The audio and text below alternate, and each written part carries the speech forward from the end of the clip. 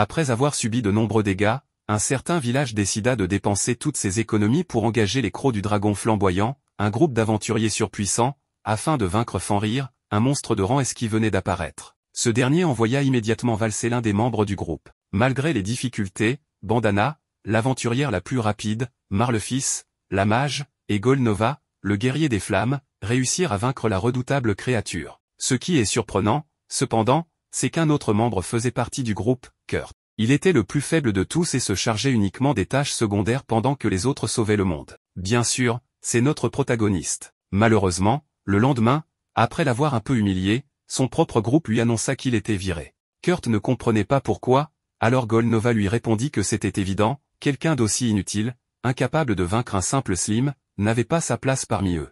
Les deux autres étaient d'accord et trouvaient Kurt encombrant. Malgré ses supplications, ils finirent par l'expulser sans ménagement. Quelques jours plus tard, sans autre option, notre protagoniste se rendit à une agence pour chercher du travail. La réceptionniste commença par lui poser quelques questions et lui fit passer un test d'aptitude. Après avoir noté son nom et son origine, elle voulut savoir ce qu'il faisait avant. Kurt expliqua qu'il s'occupait des tâches mineures pour les crocs du dragon flamboyant, ce qui étonna beaucoup la jeune femme, car ce groupe venait d'être promu au rang SS. Bien qu'embarrassée d'avoir été licenciée, elle lui fit comprendre que cette expérience pourrait l'aider à décrocher une nouvelle opportunité. Vint alors l'évaluation de ses aptitudes. Dans ce monde, elles sont des talents octroyés par les dieux, et l'examen pourrait révéler des capacités que Kurt ignorait posséder. Les aptitudes sont classées de G, le plus bas, à SSS, le plus élevé. Par exemple, quelqu'un avec un rang bas ne pourrait pas trancher des objets durs avec une épée, alors qu'un individu de haut rang le ferait aisément. Kurt y vit une nouvelle chance, du moins jusqu'à ce qu'il découvre que toutes ses aptitudes étaient classées rang G, sans exception.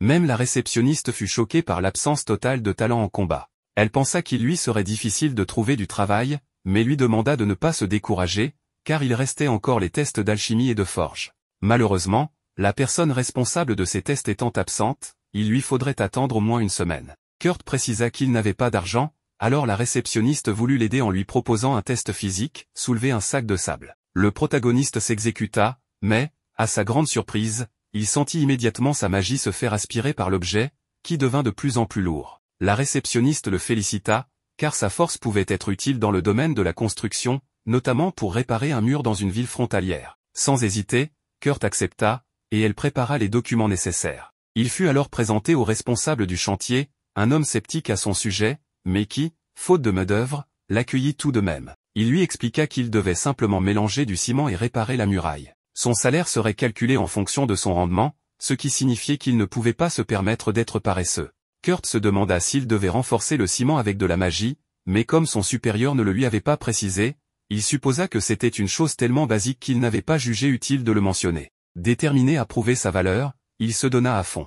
Lorsqu'il revint plus tard, le chef du chantier resta sans voix. Il ne comprenait pas ce que Kurt venait de faire, avec peu de matériel et en seulement 3 heures, il avait réparé un tiers de l'énorme mur ouest. Le blond demande à Kurt comment il est arrivé en hauteur alors qu'il n'y a même pas d'escalier. Kurt lui explique qu'il a préparé le ciment, l'a lancé pour qu'il adhère, puis l'a étalé avec ce bâton.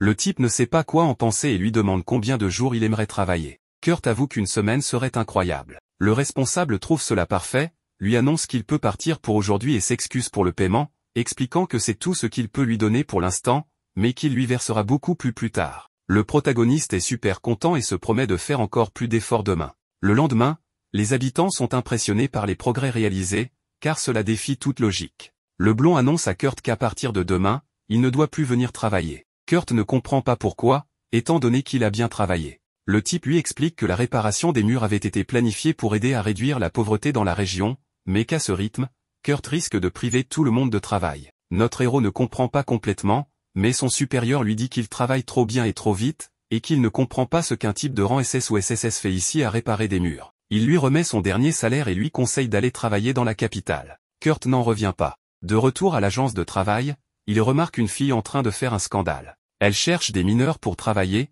mais dans une montagne qui n'a pas encore montré de potentiel. Malgré tout, elle propose un paiement uniquement si quelque chose est trouvé, sans avance ni garantie. La réceptionniste lui conseille de chercher des investisseurs, mais la fille explique qu'elle a une semaine pour payer les impôts, sinon la montagne lui sera confisquée. Elle est donc pressée. Kurt se propose immédiatement comme travailleur, mais la fille refuse, car elle a besoin de quelqu'un de musclé. Ne trouvant personne d'autre, elle finit par accepter. Kirchel, la réceptionniste, pense que Kurt est quelqu'un de bien et qu'il aurait de meilleures opportunités ailleurs. Puis, elle commence à fantasmer sur la beauté du jeune garçon. Mais elle sort vite de ses pensées en voyant un dépôt sur le compte de Kurt pour la réparation des murs, 200 pièces d'or. Elle en reste bouche bée et finit même par tomber à cause de 2 sacs de sable. Sa collègue lui explique que ce ne sont pas de simples sacs de sable, mais qu'ils sont conçus pour mesurer la quantité de magie d'une personne. Plus on a de magie, plus ils deviennent lourds, alors que pour une personne normale, ils ne pèsent rien.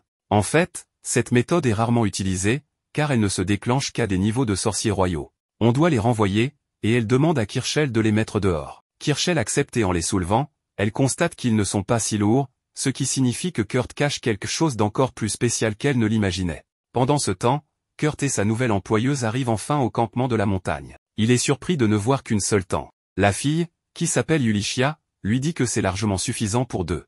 Kurt explique qu'il ne pourrait pas dormir au même endroit qu'une fille aussi jolie qu'elle, ce qui la fait rougir. Pour éviter le sujet, elle lui donne à manger, ce qui rend Kurt heureux, car il n'avait pas mangé un plat préparé par quelqu'un d'autre depuis longtemps. Pendant la nuit, il n'arrive pas à dormir et se retourne pour voir si Yulichia dort. Mais ce qu'il voit le met tellement mal à l'aise qu'il décide de sortir, car après tout, il reste un homme. En réalité, elle le testait, et elle est ravie de voir qu'il est un garçon bien et surtout gentil. Le matin suivant, elle découvre que Kurt a dormi dehors toute la nuit et a même cousu un peu ses vêtements, ce qui l'impressionne. Après un échange de bonjour, elle lui demande de se préparer, car ils vont commencer l'excavation. Kurt lui demande si elle a une stratégie pour savoir où creuser, mais elle répond que non et qu'ils commenceront au hasard. Kurt lui dit qu'ils ne peuvent pas creuser à l'aveuglette et qu'ils cherchent quelque chose en particulier. Il lui demande de le suivre. Après un moment, il trouve une pierre contenant de magnifiques cristaux, qui pourrait leur rapporter jusqu'à 3 pièces d'or. Yulichia n'en revient pas, en un rien de temps, il a trouvé une partie de ce dont elle avait besoin. Après quelques heures, Kurt a extrait tous les cristaux des roches, et Yulichia est impatiente de les vendre. Mais Kurt lui demande d'attendre. Elle accepte, pensant que c'est parce qu'il a fait tout le travail. Mais en réalité, ce n'est pas la raison. Kurt explique que les cristaux sont trop petits pour être vendus à bon prix, alors il décide de les transformer en cristaux magiques. Yulichia est stupéfaite, moins de 10 mages dans tout le royaume sont capables de le faire. Pourtant, en quelques secondes à peine, Kurt y parvient. Elle n'en croit pas ses yeux, car même pour créer le plus petit cristal magique, il faut normalement au moins 1 heure. Kurt, quant à lui, doute de ses affirmations. Après tout, il ne possède pas tant de magie que cela. Mais Yulichia commence à comprendre qu'ils ne sont pas du tout sur la même longueur d'onde. Après l'extraction des cristaux, ils conviennent de se retrouver le lendemain. Yulichia part vendre les cristaux, tandis que Kurt s'occupe d'autre chose. Un peu plus tard, un garde interroge Yulichia sur l'origine des cristaux et exige un certificat de fabrication. Elle résout le problème en présentant un symbole attestant de son affiliation aux aventuriers sous la protection de la couronne, ce qui lui accorde un permis spécial. Elle profite alors de cette occasion pour se téléporter directement à la capitale. Elle se rend chez Mimiko, une vieille connaissance, pour lui vendre les cristaux. Mimiko remarque une faible lueur en eux et décide de les examiner de plus près. Yulichia s'attendait à ce qu'ils aient peu de valeur, peut-être 4 pièces d'argent au maximum. Pourtant, après inspection, Mimiko lui annonce qu'elle est prête à acheter un cristal pour 10 pièces d'or. Surprise, Yulichia demande une explication. Mimiko lui révèle que ces cristaux contiennent 10 fois plus de magie que la normale et que leur faible éclat est en réalité une protection empêchant la magie de s'échapper. Yulichia l'informe qu'elle en possède encore 49. Pour Mimiko, ce n'est pas un problème, elle sort immédiatement une bourse contenant 500 pièces d'or. Cependant, Mimiko pose 2 conditions, Yulichia ne doit vendre ses cristaux dans aucune autre boutique, car elles seules sont capables d'évaluer leur véritable valeur. Elle veut absolument savoir qui les a fabriqués. Yulichia refuse de répondre sans l'autorisation de Kurt. Mimiko insiste en invoquant son statut de sorcière de la cour royale, un rang équivalent à celui d'une comtesse honorifique. Mais Yulichia n'en a que faire et refuse catégoriquement. Finalement, Mimiko tente une autre approche. Elle lui demande, en tant qu'amie, de protéger Kurt et de veiller à ce qu'aucun autre royaume ne puisse s'emparer de lui. Elle lui révèle aussi que la cour royale et ses collègues envisagent sérieusement de lui offrir le poste de directeur de l'Institut royal de magie. De plus, le roi pourrait même lui accorder le titre de comte honorifique. Sous le choc, Yulichia finit par accepter. Plus tard, elle se rend à l'agence de travail, où Kirschell et sa collègue meurent d'envie de savoir qui est Kurt. Grâce à son affiliation, Yulichia obtient toutes les informations sur lui. Elle apprend qu'il faisait partie d'un groupe de rang SS et qu'il a travaillé sur la réparation des murailles de la ville. Avant de partir, elle demande à Kirschell de déposer toutes les pièces d'or sur le compte de Kurt et lui interdit strictement de divulguer la moindre information sur lui, peu importe qui la demande. De retour au campement, Yulichia découvre avec stupeur que Kurt a construit une maison entière pendant son absence. Choquée, elle lui demande s'il trouve normal de bâtir une maison en une seule nuit. Avec un air détendu, Kurt répond que, dans son village, c'est tout à fait standard. Yulichia ne sait plus quoi penser. D'un autre côté, étrangement, l'ancien groupe de Kurt traverse une mauvaise passe. Le chef de ce groupe ne peut plus utiliser ses flammes, et la soigneuse a perdu son pouvoir magique d'antan, ce qui l'empêche de guérir les blessures. Fait encore plus curieux, dans cette situation désespérée, Bandana sourit, persuadé que ce groupe est désormais fini. Pendant ce temps, notre petit gars, installé dans sa cabane, est surpris d'apprendre qu'on souhaite le nommer directeur de l'Institut de recherche magique. Yulichia lui explique que la personne ayant évalué les pierres magiques travaille volontairement comme magicienne de cour, et même si cela semble incroyable, elle lui demande ce qu'il pense de cette proposition. Kurt répond que, même si c'est une offre très attrayante, il préfère la refuser. Il estime qu'une personne comme lui ne devrait pas occuper un poste de direction. Ce qui importe le plus à ses yeux, c'est de rester ici pour travailler avec elle. Il suppose que la vente des pierres n'a pas suffi à couvrir les impôts. Yulichia est ému par ces paroles, mais lui précise qu'ils ont reçu une bonne somme pour ces pierres. Toutefois, comme ce n'est pas elle qui les a créées, elle a choisi de ne garder qu'une seule pièce d'or comme commission, et a déposé le reste sur le compte de Kurt. Elle ajoute que si elle avait gardé tout cet argent, elle n'aurait pas pu vivre avec la culpabilité. Kurt lui raconte alors qu'il a découvert la veille un filon très prometteur, et qu'il va chercher de bons minerais. Yulichia s'inquiète, car il semble ne pas avoir dormi. Il lui assure pourtant qu'il a dormi 6 heures, ce qui l'amène à faire des calculs, 6 heures de sommeil, 5 heures à couper du bois, 3 heures à le préparer. Elle n'arrive pas à comprendre comment il a pu dormir autant et construire sa cabane. De son côté, Kurt pense qu'il a peut-être trop dormi. Quand il faisait partie de la Dent du Dragon, il ne dormait que 4 heures, car on disait que le coursier devait se lever le premier et se coucher le dernier. Il promet alors à Yulichia de rattraper les heures perdues à dormir, même si elle ne comprend pas ce qu'il veut dire. Un peu plus tard, arrivant à l'endroit qu'il avait repéré, il lui indique que selon la configuration du terrain, il devrait y avoir un gisement de minerai ici. Il lui recommande cependant de ne pas creuser à plus de 50 mètres. Surprise, Yulichia le regarde partir vers un autre site pour creuser ailleurs. Quelque temps plus tard, Yulichia, tout excitée, tombe sur ce qui semble être un topaz. Elle se dit que si elle le demandait à Kurt, il pourrait peut-être le transformer en pierre magique, ce qui lui permettrait d'avoir largement de quoi vivre. Mais après réflexion, elle se dit qu'elle ne devrait pas profiter de lui. En partant le chercher, elle se demande ce qu'il est en train de faire. Le connaissant, il a sûrement déjà fabriqué une mine. Et effectivement, elle découvre une mine. En y entrant, elle tombe sur Kurt, qui venait justement à sa rencontre pour lui dire que, malheureusement, il n'a trouvé que des pierres sans valeur et très peu de celles qu'il recherchait. En voyant les roches qu'il jette, Yulichia lui demande si ce sont celles qui ne servent à rien. En les observant, elle lui dit qu'elles sont pourtant très jolies. Kurt lui répond qu'en effet, elles le sont, mais qu'elles sont si communes qu'elles ne valent rien, ce ne sont que des pierres de mithril. Le mot mithril résonne dans l'esprit de Yulichia. Kurt lui explique que dans son village, il y en avait tellement qu'on les jetait à la poubelle. Elle reste bouche bée, car le mithril vaut bien plus que l'or ou le platine. Yulichia n'arrive pas à croire que Kurt ait trouvé une mine contenant ce matériau, un minerai extrêmement rare dans le monde entier. Elle lui demande alors quel minerai il cherchait, et Kurt lui répond qu'il était à la recherche de l'oricalque. Cela la choque profondément, car l'oricalque est un minerai légendaire, considéré comme le métal des dieux. Elle se demande comment un tel matériau peut exister ici, mais Kurt lui explique que ce minerai se trouve un peu partout, à condition de creuser à 7 km de profondeur. Il le dit avec un calme déconcertant. C'est alors qu'elle remarque que Kurt creusait un tunnel traversant toute la montagne, ce qui est plutôt pratique. Plus tard, après avoir fini l'extraction, il retourne en ville, à Samaela. On apprend alors que le tunnel construit par Kurt fait désormais office de raccourci vers la cité du seigneur local. En bonne commerçante, Yulichia négocie avec la guilde de Samaela pour qu'il verse une commission en échange de l'entretien du tunnel.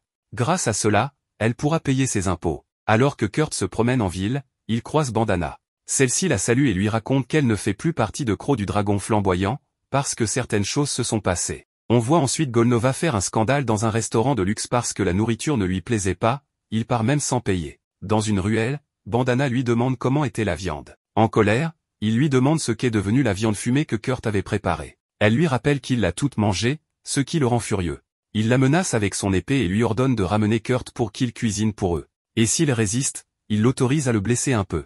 Elle accepte, mais lui vole rapidement un cristal de téléportation et s'échappe de la ruelle. Il commente alors que, vu le tempérament de Golnova, il était évident qu'un jour, il finirait par être arrêté. Quant à leur autre coéquipière, elle a été sauvée par un appel de l'église.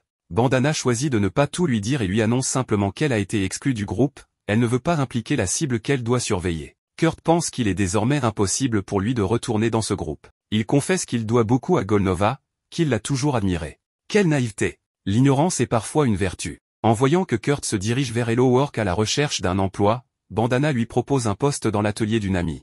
Elle lui explique qu'il n'y a que 15 maîtres d'atelier officiellement licenciés dans le pays, et que s'il travaille avec son ami, ce serait d'une grande aide. Kurt accepte, et Bandana lui remet une carte. Lorsqu'il s'éloigne, elle commente, avec un brin de malice, qu'être l'élève du grand sage ne sera pas de tout repos.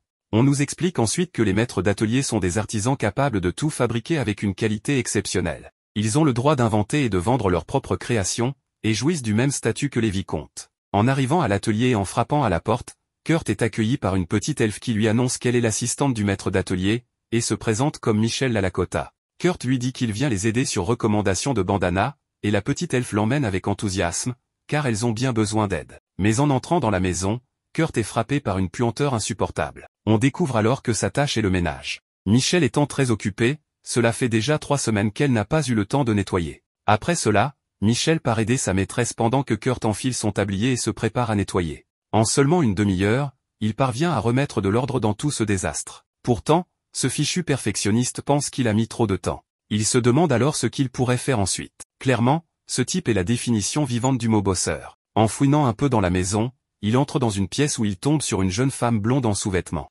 Celle-ci lui demande qui il est, et Kurt, tout gêné, se présente. Il remarque alors une étrange marque sur son abdomen. Inquiet, il lui demande ce que c'est, et elle confirme ce qu'il pense, c'est une malédiction. Kurt lui demande s'il peut la toucher, et elle accepte. En posant la main, Kurt comprend que la malédiction est tellement avancée qu'elle ne ressent même plus la douleur, ce qui signifie sûrement que ses organes sont déjà affectés. À ce moment-là, l'estomac de la jeune femme gargouille, et Kurt lui dit qu'il va lui préparer quelque chose de léger à manger. Pendant ce temps, Yulichia est en réunion avec Mimiko, qui lui annonce qu'elle va lui verser 80 000 pièces d'or pour les minerais qu'elle lui a apportés. Yulichia est choquée par un montant aussi énorme. Les deux femmes se rendent alors compte que si l'existence de ce garçon venait à être rendue publique, ce serait un énorme problème. Au mieux, on chercherait à le kidnapper, au pire, à le tuer. C'est fou qu'un garçon aussi exceptionnel soit passé totalement inaperçu. Yulichia lui confie qu'il faisait partie du groupe de crocs du dragon auparavant. Mimiko lui apprend alors qu'un ordre d'arrestation a été émis contre le chef de ce groupe.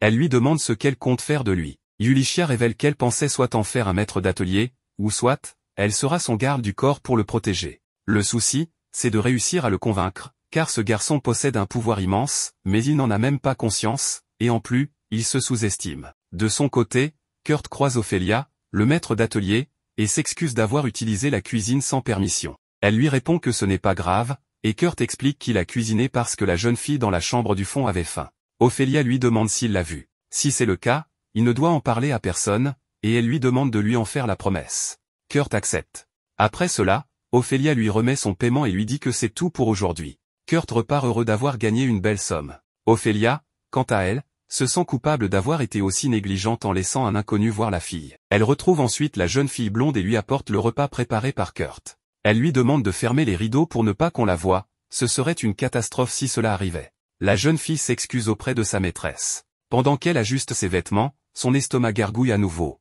Elle confie qu'elle a eu très faim à cause de l'odeur délicieuse de la nourriture. Ophélia sourit et lui dit qu'elle va vérifier s'il y a du poison. Mais la blonde l'arrête en disant que ce n'est pas nécessaire. Après tout, c'est lui qui l'a préparé, et son instinct lui dit que c'est quelqu'un de très bien. De toute façon, la malédiction l'a déjà mise dans un état lamentable. C'est pourquoi, au fond, cela lui est égal si quelqu'un l'empoisonne. Elle demande simplement qu'on la laisse manger ce plat, car elle n'a jamais su qui lui avait lancé la malédiction. Elle a donc passé toute sa vie à se méfier des autres. Alors, pour une fois, juste pour aujourd'hui, elle veut vivre en faisant confiance. Ophélia finit par accepter. Et lorsque la jeune fille goûte la nourriture, elle est immédiatement séduite par son goût délicieux. Mais soudainement, elle ressent quelque chose d'étrange dans son corps et s'effondre au sol. Ophélia panique, persuadée que ce fichu garçon a empoisonné sa chère Lise, mais à ce moment-là, la blonde se relève et rassure sa maîtresse, elle va bien.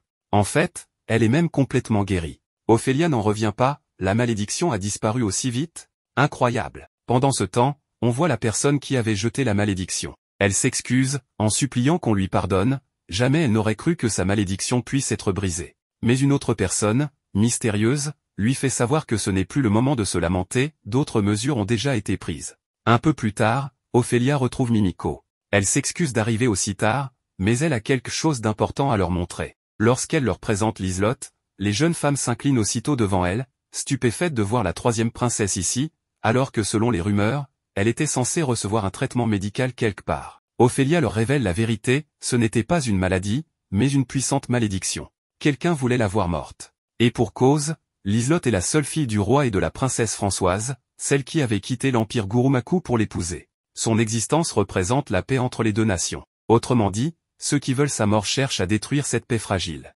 Mimiko bondit pour la serrer dans ses bras, soulagée de la voir saine et sauve. Elle lui promet qu'elles feront tout pour retrouver celui qui lui a jeté la malédiction. Mais elle reste tout de même surprise, si cette malédiction était si puissante, comment a-t-elle pu être brisée?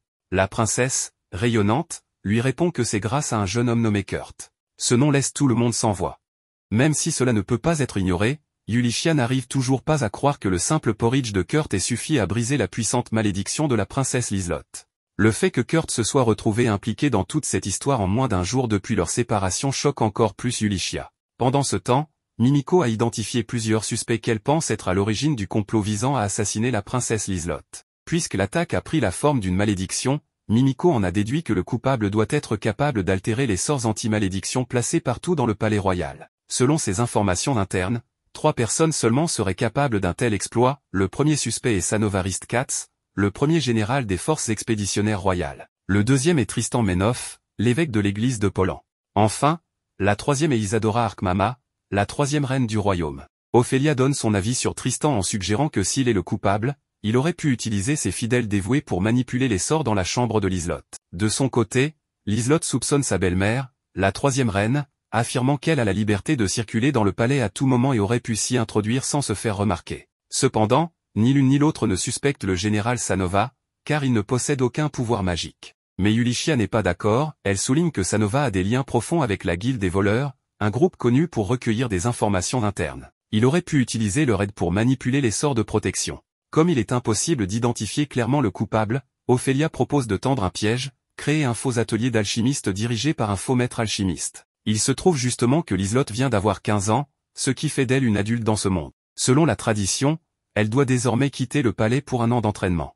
Ophélia prévoit donc de l'envoyer dans cet atelier factice, en rendant cette information publique. Ainsi, le coupable essaiera sûrement de l'attaquer à nouveau. Mais avant de pouvoir agir, il devra d'abord chercher des informations sur le maître de l'atelier. Pour éviter cela, ils ont besoin de quelqu'un qui, en gros, n'existe pas. Quelqu'un dont personne ne sait rien. De cette manière, le coupable sera forcé de creuser encore et encore pour obtenir des infos sur ce maître, et finira par laisser des traces derrière lui, des indices qu'Ophélia et les autres pourront exploiter pour l'identifier. Le seul problème maintenant est de savoir qui incarnera ce faux maître alchimiste. Yulichia a déjà la personne parfaite en tête. Elle montre à Ophélia un cristal magique de qualité supérieure fabriqué par Kurt, ce qui fait immédiatement réaliser à tout le monde que non seulement il est parfait pour le rôle, mais qu'il est même un peu trop qualifié. Le lendemain, Kurt se rend à l'atelier d'Ophélia, mais il le trouve fermé. Michel arrive peu après et lui dit que sa maîtresse, Ophélia, est partie hier avec la princesse. Elle conseille à Kurt de revenir le lendemain. Kurt, en bon loser manquant de confiance en lui, part du principe qu'il a dû faire quelque chose qui a poussé Ophélia à fermer boutique. Et même s'il n'a pas tout à fait tort, la vraie raison est loin de ce qu'il imagine. N'ayant rien d'autre à faire, Kurt va au restaurant, où il entend un groupe d'aventuriers parler d'un dilemme. Ils ont accepté une mission qui nécessite un porteur, qu'ils n'ont pas, et ne peuvent pas annuler la mission car ils n'ont pas les moyens de payer les frais d'annulation. Désespéré de trouver un travail, Kurt s'approche du groupe et propose d'être leur porteur, en les prévenant d'avance qu'il est nul en combat. Sina, la fille du groupe, le regarde et rejette immédiatement sa candidature, disant qu'il n'a pas le physique pour être porteur. Mais son grand frère, Kans, un gars ultra équipé, décide de donner une chance à Kurt et lui explique la mission. Il prévoit de chasser des golems de fer, des monstres qui pèsent plus de 200 kilos. Ils ont donc besoin de quelqu'un de vraiment costaud pour transporter ces charges. Kurt affirme qu'il peut gérer ce poids sans problème, et pour le prouver, il soulève tranquillement Danzo, le samouraï, et Kans, le tank, comme s'ils étaient des sacs de farine. Sérieusement. Et ce mec prétend être nul en combat? Il pourrait littéralement soulever des monstres et les balancer dans le ciel. Bref, sa démonstration lui vaut les applaudissements du restaurant, et il décroche le poste de porteur. Peu de temps après, le groupe se met en route. En chemin, Kurt est officiellement présenté à tout le monde. Leurs interactions bienveillantes et chaleureuses le prennent de court, mais dans le bon sens.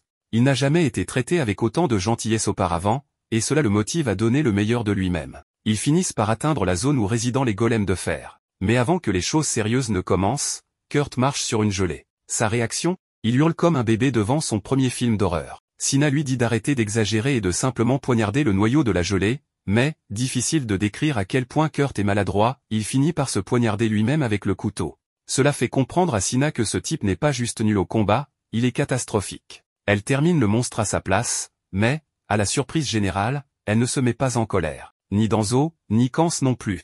Au lieu de ça, ils deviennent simplement plus vigilants, prêts à le protéger en cas de danger. Kurt n'en revient pas de ne pas s'être fait engueuler ou frapper pour son échec, et il commence peu à peu à se dire que, peut-être, son ancien groupe était simplement composé de sales types. Quoi qu'il en soit, il s'enfonce dans la tanière des golems. Sina disperse de la mousse lumineuse pour éclairer les lieux. Kurt remarque des crottes de gobelins à proximité, preuve que la grotte n'est pas habitée uniquement par des golems, des gobelins rôdent aussi. Kans rassure Kurt en lui disant qu'ils peuvent gérer quelques gobelins sans souci. Il continue d'avancer dans la grotte, qui commence à ressembler de plus en plus à un véritable donjon. Kurt remarque alors quelque chose d'étrange sur les murs, mais avant qu'il ne puisse examiner, un gobelin surgit. Danzo le découpe immédiatement avec la précision d'un samouraï, mais le bruit attire toute une horde de gobelins vers eux. Sina comprend qu'ils n'ont aucune chance dans un affrontement direct. Leur meilleure option est la fuite. Mais alors qu'il panique, Kurt, qui inspectait les murs, découvre un passage secret. Il avertit rapidement le groupe, et lui et Sina s'y engouffrent. Une fois à l'intérieur, Sina referme la porte, laissant Kans et Danzo de l'autre côté. Les deux ont fait le choix de rester en arrière pour retenir les gobelins et permettre à Kurt et Sina de s'échapper. Sina cherche désespérément une autre sortie, mais entend alors les voix de Danzo et Kans leur dire qu'il y a bien trop de gobelins, qu'il n'y a aucun moyen de s'enfuir. Kans crie qu'ils doivent partir, qu'il n'y a plus d'issue.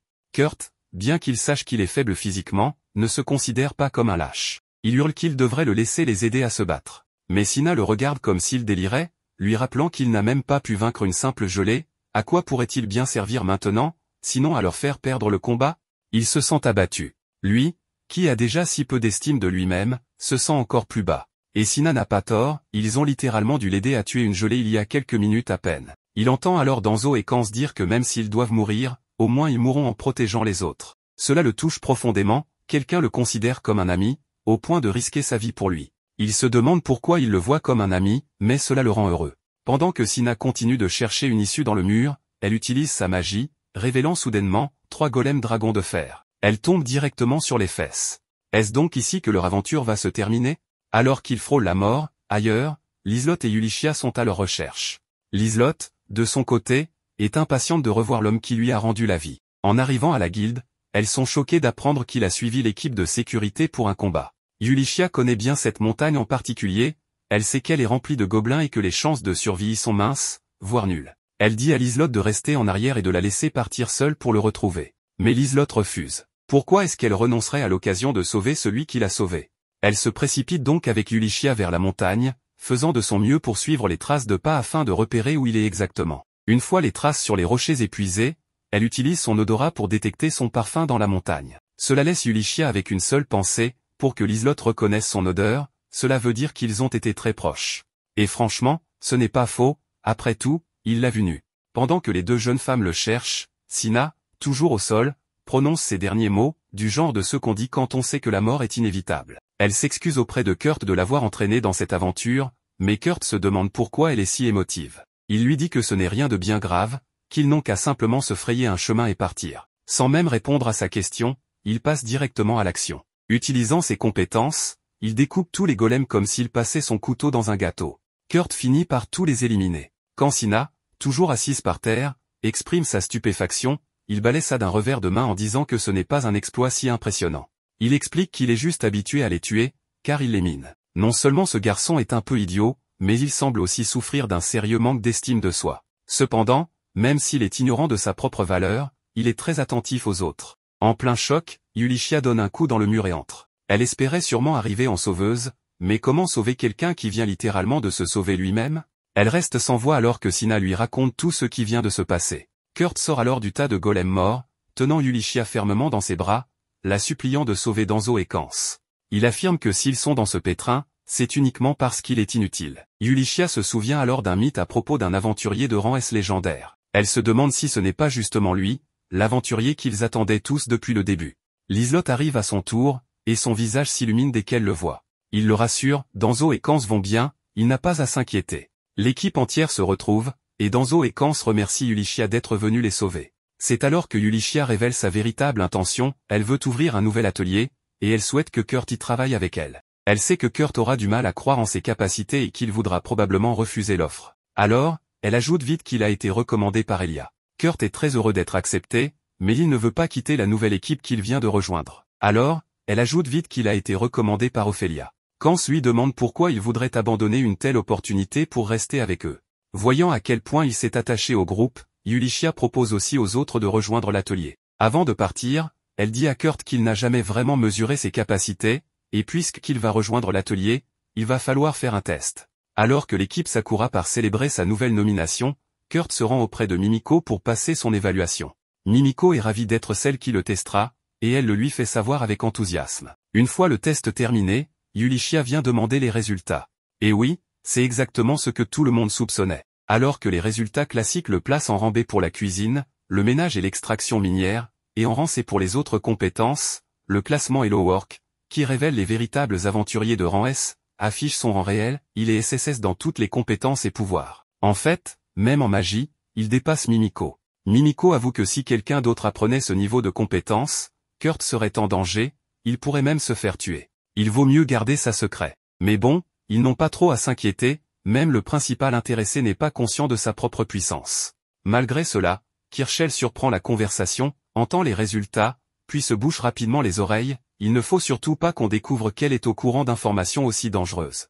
Le lendemain, le groupe se rend immédiatement dans la ville où l'atelier doit être installé. Mais Yulichia n'a jamais précisé qui serait le nouveau maître d'atelier, ce qui rend Kurt très enthousiaste à l'idée de rencontrer cette personne. Yulichia ne peut pas non plus lui dire la vérité, alors elle commence à inventer des excuses sur le moment. Sina, de son côté, a déjà compris que Yulichia n'avait pas engagé leur groupe par pure gentillesse, et elle a commencé à agir étrangement dès que Kurt a posé des questions sur le maître d'atelier. Alors, elle devient de plus en plus méfiante. Alors qu'ils approchent de la ville, Kurt se rend compte qu'il s'agit de celle dont il avait réparé le mur. Il croit encore que le margrave l'a renvoyé parce qu'il était un mauvais travailleur, donc il est un peu nerveux d'y retourner. Yulichia finit par conduire tout le monde jusqu'à l'endroit où l'atelier doit être installé. Mais parler d'atelier n'a aucun sens, car il ne s'agit que d'un terrain vague. Kurt lui fait remarquer qu'ils ne peuvent rien faire avec un terrain vide. Yulichia le sait bien, et elle leur dit qu'ils vont juste attendre à l'auberge, le temps que Kurt termine la construction de l'atelier. Elle demande à Kurt s'il peut le construire d'ici la fin de la journée. Mais même pour lui, construire un atelier entier en une journée, c'est irréaliste. En 3 jours, par contre, ce serait probablement faisable. Yulichia lui dit alors qu'il peut prendre tout le temps qu'il lui faut, elle ne veut pas le presser. Et si jamais il a besoin de matériaux supplémentaires, qu'il n'hésite pas à lui demander. Kurt est ravi d'entendre ça, car il a déjà une liste d'objets en tête. Il l'écrit et la donne à Yulichia. Sur la liste, on trouve des choses comme de l'améthyste ou des plumes de griffon. Sina se demande pourquoi il aurait besoin de tout ça pour construire un simple atelier. Mais Yulichia sait qu'il ne faut pas le questionner, alors elle lui dit qu'elle fera de son mieux pour rassembler les matériaux. Cela prendra du temps, donc Kurt devra attendre 2 jours, ce qui ne le dérange pas du tout. Sina, elle, n'arrive toujours pas à se débarrasser de ce sentiment que quelque chose cloche, et Yulichia commence à percevoir sa suspicion, mais elle continue à faire semblant que tout va bien.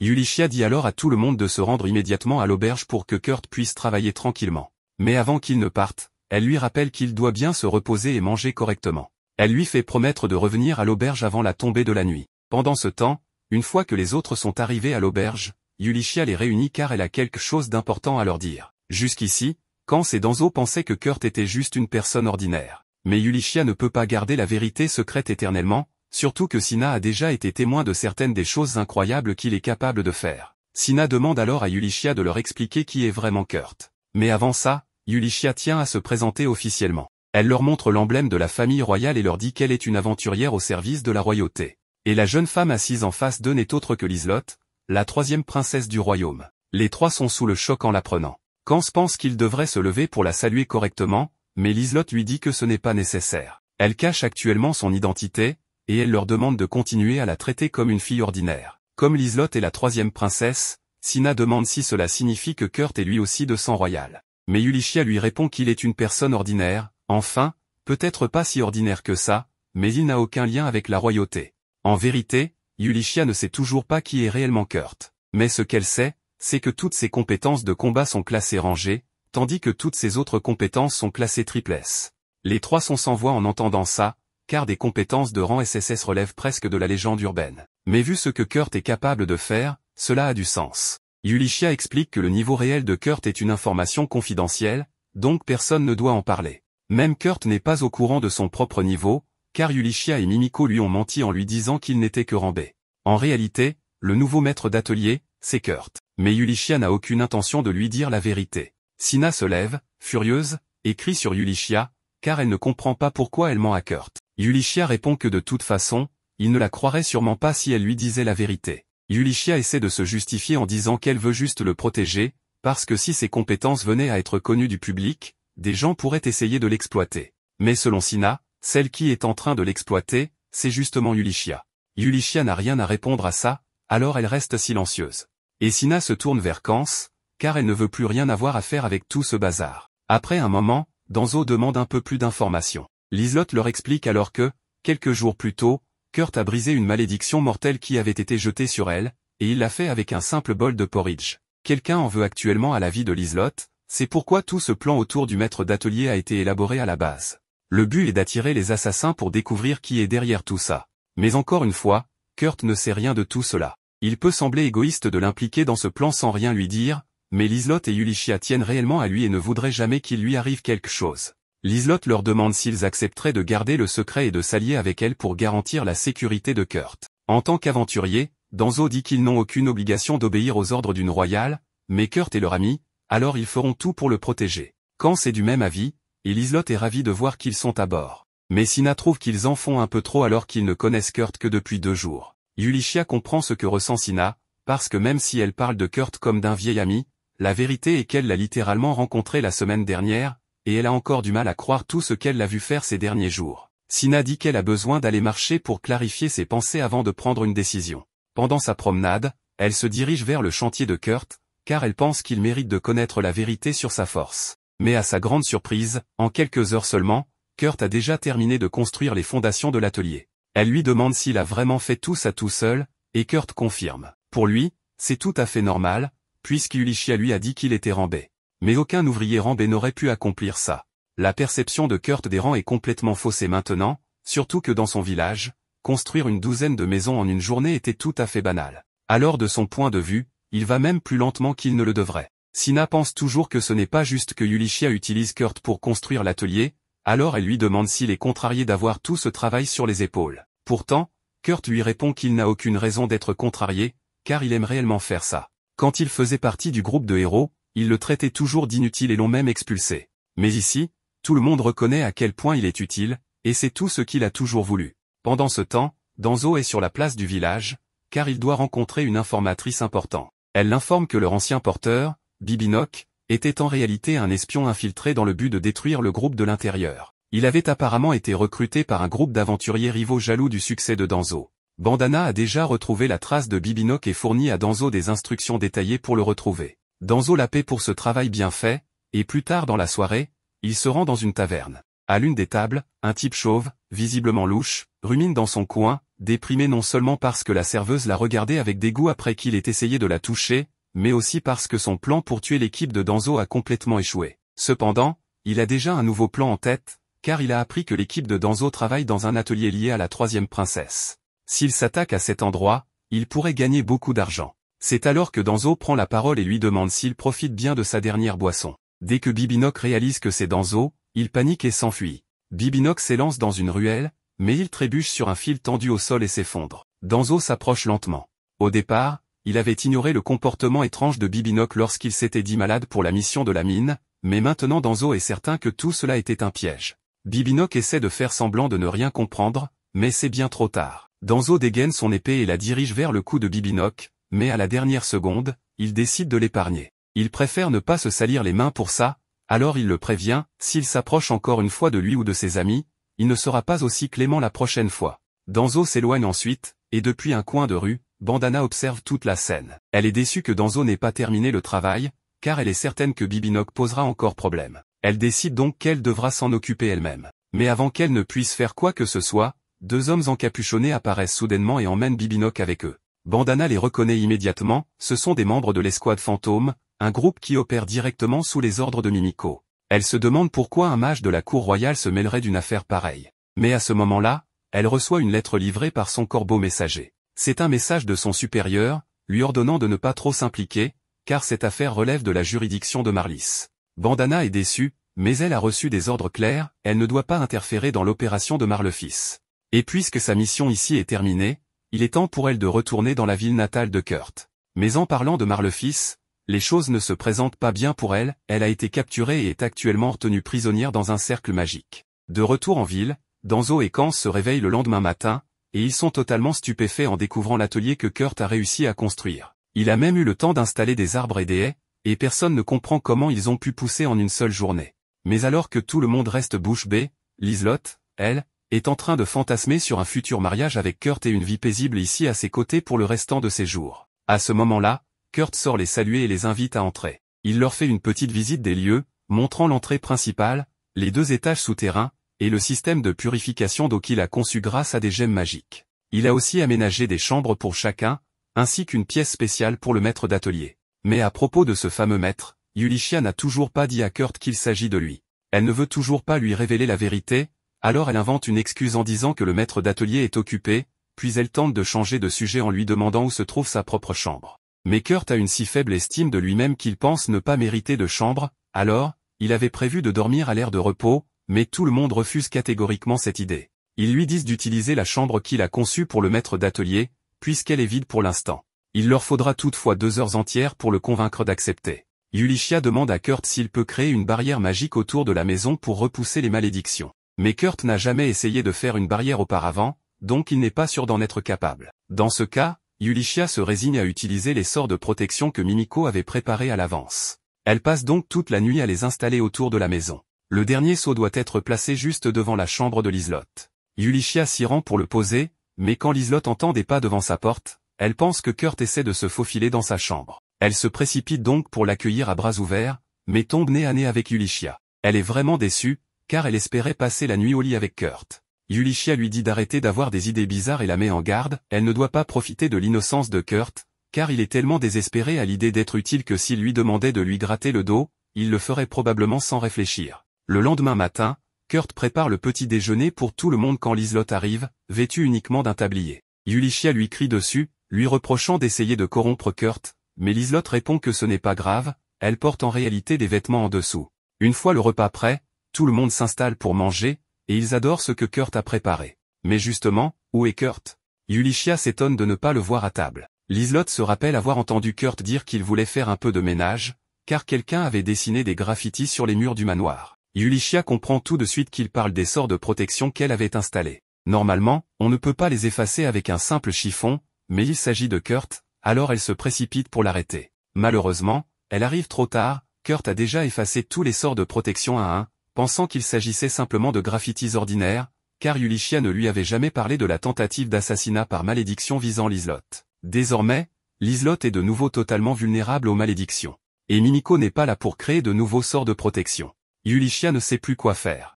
Marlefis discute avec le grand évêque Tristan, qui lui annonce qu'elle est excommuniée et désormais considérée comme une ancienne sœur. Le Croc du Dragon Flamboyant, son groupe, a été jugé despotique et déshonorant à plusieurs reprises, et leur chef est même sous le coup d'un mandat d'arrêt. Marlefis tente de se défendre, précisant qu'elle n'a pas commis ses fautes, même si elle admet avoir lancé un éclair dans un restaurant de la capitale pour protester contre la qualité exécrable de la nourriture. Tristan l'interrompt, expliquant que sa réputation ternit celle de l'église de Polan. Marlefis, un peu offensé, rétorque qu'en accomplissant des miracles aux côtés des aventuriers ordinaires, elle a largement contribué à redorer l'image de l'église.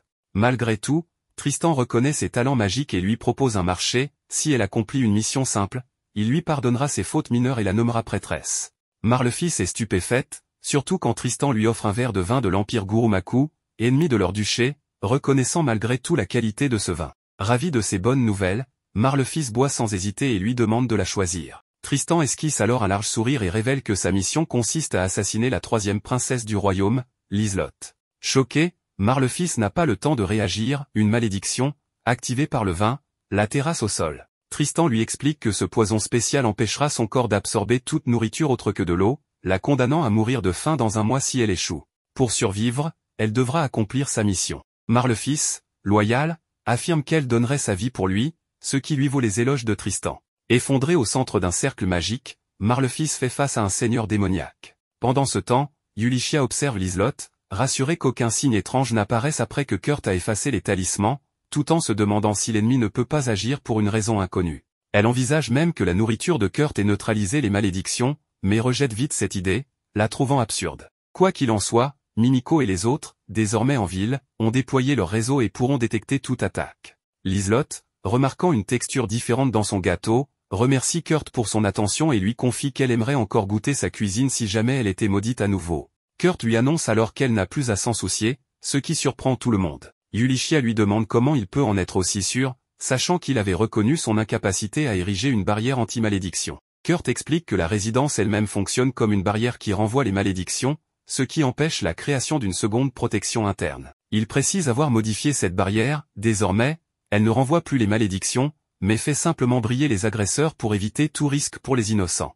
Au même moment, un mage ennemi et un membre de l'église tentent d'attaquer Liselotte par malédiction, mais leur corps se met instantanément à briller, trahissant leur tentative. Ophélia détecte aussitôt l'attaque grâce au réseau de surveillance. Yulichia, comprenant qu'elle doit prévenir Mimiko et Ophélia, demande la permission de sortir. Kurt lui propose d'en profiter pour faire du shopping, mais, voyant qu'elle n'a pas le cœur à cela, il s'interrompt. Liselotte s'excuse et décline poliment son invitation.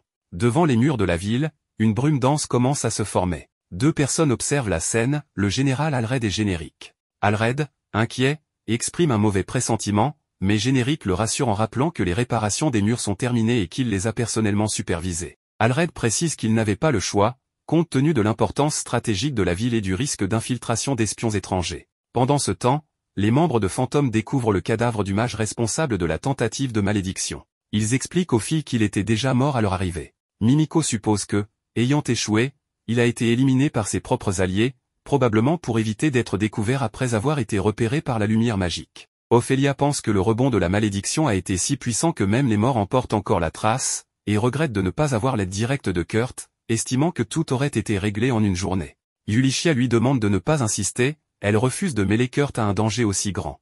Mimiko décide de poursuivre l'enquête et ordonne qu'on informe Liselotte de ne pas sortir de l'atelier, tout en assignant des membres de Fantôme à sa protection. Soudain, les cloches d'alarme retentissent, une attaque de monstres est annoncée. Alred découvre alors une armée de squelettes approchant de la ville. L'information parvient rapidement à Mimiko, et Yulichia craint que ces créatures ne visent Liselotte. Alors qu'elle s'apprête à partir vers l'atelier, une membre de Fantôme l'arrête pour l'informer que les squelettes sont absorbés par le mur ouest. Se rappelant que Kurt a réparé les murs nord et ouest, Yulichia comprend. Alred, observant la scène, se demande quel genre de mur peut produire un tel effet. Il devine que c'est l'œuvre du jeune garçon qui avait mené les réparations. Pendant ce temps, Marlefils, affaibli, est au sol. Le démon à ses côtés lui ordonne de tenir encore un peu, car après l'échec de la première vague, il compte en invoquer d'autres en utilisant son énergie magique. Elle est forcée d'être utilisée ainsi, se demandant avec horreur comment un évêque de l'église a pu conclure un pacte avec un démon supérieur pour assassiner une princesse.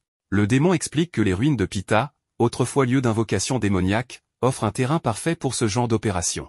Même si Marlefils ne possède pas autant de magie que Tristan le prétendait, son âme suffira à compenser. Marlefils comprend alors qu'il ne s'agissait pas d'un test, mais d'un véritable piège orchestré par l'église. De son côté, Kurt demande à Yulichia comment évolue la situation. Elle lui explique que la ville est attaquée de toutes parts et que les monstres volants empêchent toute communication avec l'extérieur. Elle s'inquiète aussi pour les membres de Sakura, partis chasser les trolls. Selon Fantôme, les monstres viennent des ruines de Pita, situées à l'ouest. Les chevaliers tentent de s'organiser, mais leur nombre est insuffisant. Ils évoquent les événements étranges concernant les squelettes, et Kurt précise qu'au village, les murs purifient automatiquement ces créatures à leur contact. Yulichia comprend que seules les parties des murs réparées par Kurt offrent cette protection, les autres sont vulnérables. Une idée lui vient alors. Elle avertit Kurt et Liselotte de ne pas quitter l'atelier quoi qu'il arrive. Lorsqu'il lui demande où elle va, elle répond qu'elle part nettoyer les ruines de l'ouest. Kurt propose de l'accompagner, mais Yulichia refuse, soulignant que la ville est assiégée. Il accepte à contre-cœur, conscient de son incapacité à se battre. Voyant sa tristesse, Yulichia s'approche et lui murmure de veiller sur Liselotte. Touché par cette confiance, Kurt retrouve le sourire et accepte de rester avec Liselotte, ce qui la réjouit. Pendant ce temps, Yulichia se rend dans sa chambre pour récupérer une boîte contenant des objets spéciaux, prête à agir. Plus tard, Alred termine de discuter des mesures à prendre pour profiter du jour, car les squelettes sont plus affaiblis. Avant leur départ, Yulichia rejoint Mimiko et Ophélia pour saluer Alred, qui la reconnaît immédiatement comme une vieille connaissance. Yulichia lui présente son groupe et l'informe que la troisième princesse, Liselotte, est actuellement en ville. Inquiet, Alred propose d'envoyer des chevaliers pour la protéger, mais Mimiko lui assure que leur unité de renseignement gère déjà sa sécurité. Passant aux choses sérieuses, Yulichia expose son plan, elle souhaite qu'Alred et ses troupes servent d'appât pendant qu'elle détruira la source du problème dans les ruines de l'ouest. Alred trouve l'idée extrêmement dangereuse, même venant d'elle. Ophélia révèle alors qu'il dispose d'une arme secrète très spéciale. D'abord sceptique en voyant qu'il ne s'agit que d'un cristal magique, Alred finit par accepter après qu'Ophélia lui ait garanti son efficacité, à condition toutefois d'accompagner Yulichia jusqu'aux ruines. Yulichia hésite, consciente du statut d'Alred, mais il décide que le lieutenant général Générique dirigera l'escouade de diversion pendant qu'il l'accompagnera. Générique proteste, trouvant cela trop risqué, mais Alred lui rappelle que la diversion est également cruciale et qu'il est le plus qualifié pour la mener. Alred demande aussi le soutien de Mimiko et Ophélia, qui acceptent volontiers. Tout étant prêt, Alred et Générique trinquent à l'eau pour se motiver avant le début de l'opération. Pendant ce temps, Kurt, resté à l'atelier, n'est pas très heureux d'avoir été écarté. Il se souvient qu'un vieil homme de son village disait qu'en frappant l'acier de toutes ses forces, on peut mieux se comprendre soi-même. Inspiré, il se demande s'il pourrait créer une version miniature du katana de Danzo, connu pour son tranchant exceptionnel. Plongé dans ses pensées, il se met à forger une nouvelle arme dans l'atelier, espérant devenir enfin utile, lui qui n'a cessé d'être renvoyé et de se sentir impuissant. De leur côté, juste avant de partir, Yulichia explique aux autres qu'ils devront absolument fermer les yeux lorsqu'elle activera le cristal magique. Peu après, elle lance le cristal sur un squelette à l'entrée, provoquant une explosion de lumière si puissante que, lorsqu'elle s'éteint, tous les monstres alentours ont disparu, laissant Alred stupéfait. Mimiko comprend alors que le cristal était un artefact de lumière capable de purifier instantanément démons et morts vivants, tandis qu'Ophélia, elle-même surprise, admet ne pas avoir imaginé qu'il serait aussi puissant.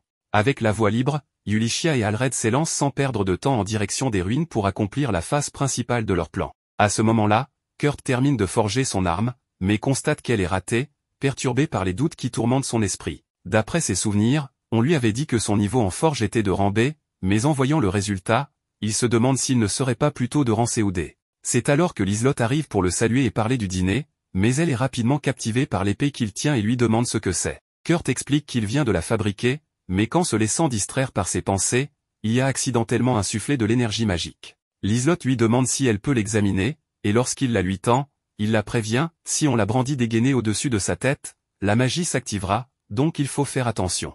Trouvant l'épée magnifique, Liselotte est touchée quand Kurt lui propose de la lui offrir. Elle le remercie avec émotion, mais Kurt, remarquant que son sourire semble forcé, hésite à faire semblant de ne rien voir. Finalement, il choisit d'être honnête et lui demande la permission de poser une question. Dès qu'elle accepte, il lui demande si quelqu'un veut attenter à sa vie. La question change complètement l'expression de Liselotte, qui finit par lui avouer la vérité. Kurt soupçonnait déjà quelque chose, ayant perçu sa peur depuis un moment. Liselotte confesse qu'elle se sent coupable de causer autant de problèmes à Kurt et Yulichia, mais Kurt la rassure aussitôt en affirmant qu'elle n'est une gêne pour personne. Cependant, elle insiste, à cet instant même, Yulichia et les autres risquent leur vie dans les ruines de l'Ouest, là où se cache probablement celui qui en veut à sa vie. Ces paroles rappellent à Kurt que Yulichia avait parlé de nettoyer les ruines, ce qui lui évoque un souvenir où Golnova avait forcé son blason sur des ruines comme une signature. Cela lui fait comprendre que les ruines sont un lieu parfait pour les vandales, et il en déduit que l'ennemi est Graffiking, le roi des graffitis. Cette révélation l'attriste, et il confie à Liselotte qu'il ne pourra peut-être pas la protéger, même si elle compte beaucoup pour lui. Ces mots rendent Liselotte très heureuse, même si son sourire s'estompe un peu lorsque Kurt ajoute que les autres sont également très importants pour lui. Déterminés à affronter ensemble cette menace, Kurt lui propose d'aller ensemble nettoyer les ruines de l'Ouest. Pendant ce temps, Yulichia ressent un frisson alors qu'elle est encerclée par des monstres aux côtés d'Alred. D'un autre côté, Liselotte commence à se préparer pour partir, et en se souvenant de ce que quelqu'un lui avait expliqué à propos du fonctionnement de sa dague, elle décide d'essayer, mais rien ne se passe. Soudain, quelqu'un apparaît derrière elle. Changement de scène, Yulichia affronte les morts-vivants sur le chemin des ruines. Elle se sent chanceuse, car la majorité d'entre eux a poursuivi le général Alred. Mais il ne doit plus leur rester beaucoup de cristaux magiques, ils doivent donc se dépêcher. C'est alors qu'Alred est blessé et que Yulichia est attaqué par une horde de diablotins. Heureusement, le groupe de Sakura arrive à temps pour les secourir. En découvrant l'origine des monstres, Yulichia utilise un autre cristal pour s'en débarrasser et se déplacer rapidement. Avant d'entrer dans les ruines, elle donne une potion de soin à Alred, en lui disant que c'est un jus de légumes.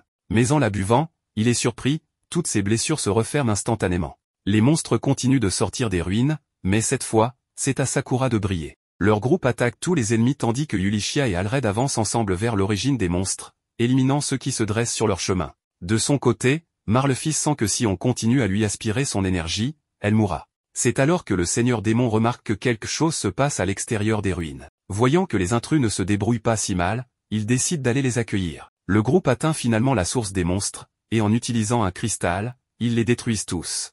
Mais voilà que le seigneur démon apparaît. Yulichia l'attaque aussitôt avec des cristaux magiques, mais cela n'a aucun effet. Le seigneur démon admet que ces cristaux sont puissants, s'ils n'avaient pas des vies infinies, cela l'aurait tué. Alred l'attaque, mais le seigneur démon ne tente même pas d'esquiver et se régénère très facilement. Pendant ce temps, Marlefils se fait toujours aspirer son énergie, et essaie désespérément d'effacer un cercle magique. Le seigneur démon montre alors au groupe ce qu'il est advenu de leurs amis à l'extérieur. Alred lui dit qu'aucun chevalier de la frontière ne se soumettra à un démon. Le seigneur démon décide alors de leur envoyer encore plus de monstres. Les héros ne comptent pas le laisser faire, ils foncent sur lui coupe la tête et transperce sa poitrine. Mais comme si de rien n'était, il rattache sa tête et annonce qu'il va traîner la princesse et anéantir tous les chevaliers. Yulichia est désespérée, elle ne sait pas comment tuer cette chose.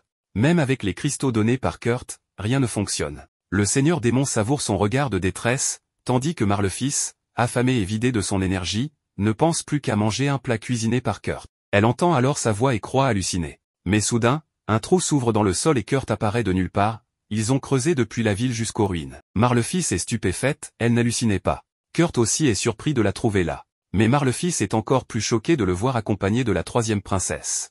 Elle comprend qu'ils ont dû découvrir qu'elle est impliquée dans la tentative d'assassinat. Liselotte demande à Kurt s'il la connaît. Il explique qu'elle faisait partie de son ancien groupe, auquel il doit beaucoup. Le pauvre est bien naïf. Il l'appelle sœur Marlefils, mais elle le corrige en disant ex-sœur, car elle a été excommuniée par l'église de Polan. Kurt lui demande si c'est pour cette raison qu'elle voulait tuer Liselotte. Marlefils lui dit d'arrêter de faire l'idiot, il doit déjà tout savoir. Elle ajoute que tout cela a été planifié par l'évêque Tristan. Bien que Kurt l'interrompe en disant qu'elle se vengeait parce qu'elle a été excommuniée et qu'elle s'est mise à griffonner des symboles partout, au moins Liselotte n'est pas aussi idiote et comprend que l'évêque Tristan est derrière tout cela. Pendant ce temps, Kurt continue avec son innocence en lui demandant comment elle a pu devenir une gribouilleuse.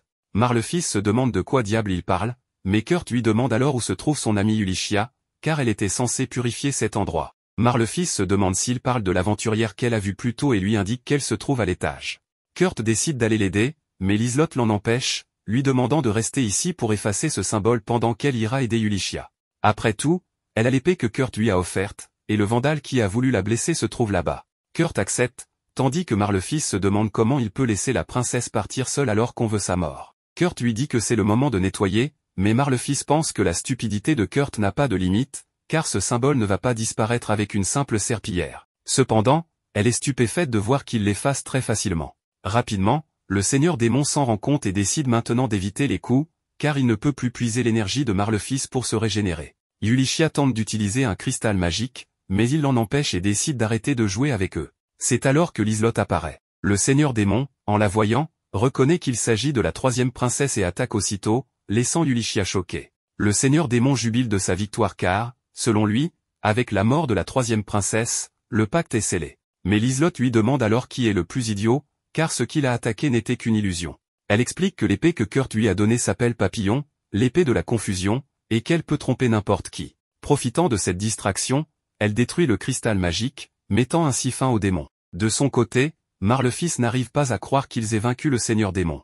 Maintenant que l'invocateur est vaincu, les monstres disparaissent avec lui et le calme revient enfin. Toutefois, Yulichia gronde Liselotte parce qu'elle lui avait demandé de rester à l'atelier. Mais Liselotte répond qu'elle sentait qu'elle devait faire quelque chose, qu'elle ne pouvait pas simplement rester cachée. Yulichia lui dit qu'elle n'a pas à s'excuser, car s'ils sont tous en vie, c'est grâce à elle. Alred s'agenouille pour lui rendre hommage, mais Liselotte lui demande de ne pas le faire, car elle voit bien à ses blessures à quel point cette mission a été difficile, et c'est à elle de les remercier d'avoir risqué leur vie pour la protéger. Elle prévoit de les récompenser comme il se doit. Alred répond qu'il ne faisait que son devoir, mais ne dirait pas non à un peu d'alcool pour fêter ça avec ses hommes. Pendant ce temps, le ventre de Marlefils continue de gargouiller à cause de la malédiction, mais heureusement, Kurt lui offre des onigiri qu'il avait emportés pour le déjeuner. Elle pense qu'elle va sûrement les vomir à cause de la malédiction, mais décide de les manger quand même, car au moins elle pourra goûter un plat préparé par Kurt. À sa grande surprise, ils sont délicieux et la malédiction disparaît, ce qui lui fait enfin comprendre que si leur ancien groupe était si puissant, c'était grâce à Kurt, qui les protégeait toujours. Malgré tout cela, ils ont méprisé sa gentillesse.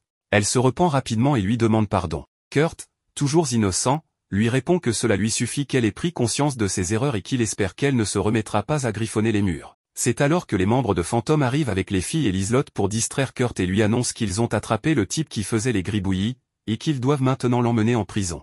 Marlefils panique. Mais en voyant que Kurt s'approche d'elle, Marlefils pense qu'il va peut-être la défendre, sauf qu'il lui dit simplement qu'il viendra lui rendre visite en prison et qu'il lui apportera le pain au raisin qu'elle aime tant. Elle se plaint car elle s'attendait à autre chose, mais Kurt espère seulement qu'elle paiera pour ses crimes comme il se doit. De son côté, Yulichia les observe simplement, pensant que ces deux-là sont vraiment incroyables. Il est maintenant temps de rentrer à la maison. Kurt, lui, est très heureux, car il a des compagnons avec qui revenir et un foyer où rentrer. Le soir, pendant qu'ils célèbrent leur victoire, Kurt se demande ce qu'il devrait faire, car c'était censé être un banquet, pourtant il remarque seulement qu'il se force à manger. Il pense que sa nourriture doit être affreuse, puisqu'il l'avale comme de l'eau sans même la savourer. Cependant, Alred le rassure en lui disant qu'il ne doit pas s'inquiéter, la nourriture et l'alcool sont délicieux, au point qu'ils sont tellement concentrés dessus qu'ils en oublient de parler. Kurt est soulagé. C'est alors que Liselott décide de le présenter officiellement, ce qui choque Kurt quand il apprend qu'Alred est en réalité un général. Celui-ci lui demande ce qu'il pense de la ville, et Kurt lui répond qu'il est très heureux, tout le monde y est gentil, et les légumes sont exquis. Le second du général les rejoint alors, et taquine son général en disant que même s'il est à la tête de cette ville, la politique, ce n'est pas son fort. Alred lui envoie un coup qui lui coupe le souffle, en ajoutant que ce qu'il ne sait pas faire, il le compense par sa connaissance grâce au margrave Tekon.